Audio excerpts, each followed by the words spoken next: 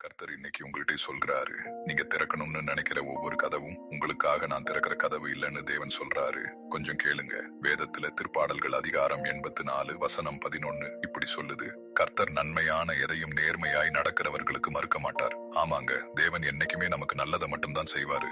ஒரு சின்ன குழந்தை பாக்குறதுக்கு அழகா இருக்குன்னு ஒரு கத்திய ரொம்ப ஆசையா கேட்கும். ஆனா எந்த அப்பாவும் அதை கண்டிப்பா கொடுக்க மாட்டாரு. அதனால அவர் அந்த குழந்தை மேல அன்பு வைக்கலன்னு அர்த்தமா? இல்ல அவர் அந்த கத்தியால வரப்போற ஆபத்தை பாக்குறாரு. அதே மாதிரிதான் இன்னைக்கு நீங்க ஒரு விஷயத்துக்காக ரொம்ப உருக்கமா ஜெபிக்கலாம். அது கிடைக்கலன்னா தேவனின் ஜெபத்தை கேட்கலன்னு நீங்க நினைக்கலாம். ஆனா ஒரு கேள்வி, நீங்க கேட்டதெல்லாம் உங்களுக்கு நல்லதுன்னு எப்படிங்க தெரியும்? இன்னைக்கு தேவன் உங்களுக்காக திறக்காத சில கதவுகள் நாளைக்கு உங்க கண்ணீருக்கான காரணமா கூட இருந்திருக்கலாம். அதனாலதான் அவர் அதை மூடுறாரு. நினைவுல வச்சுக்கோங்க, தேவன் மூடுற கதவுகளை கோபத்தால மூட மாட்டாரு, உங்களை பாதுகாக்கத்தான் மூடுவாரு. இன்னைக்கு ஒரு விஷயம் கிடைக்கலன்னு வருத்தப்படுறதை விட, தேவனே உங்களுக்கு தெரிஞ்சது எனக்கு தெரியாது அப்படின்னு சொல்லி அவரை முழுசா நம்புங்க.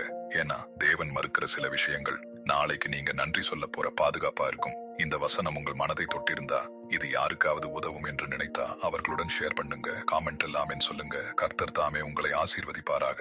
ஆமேன்.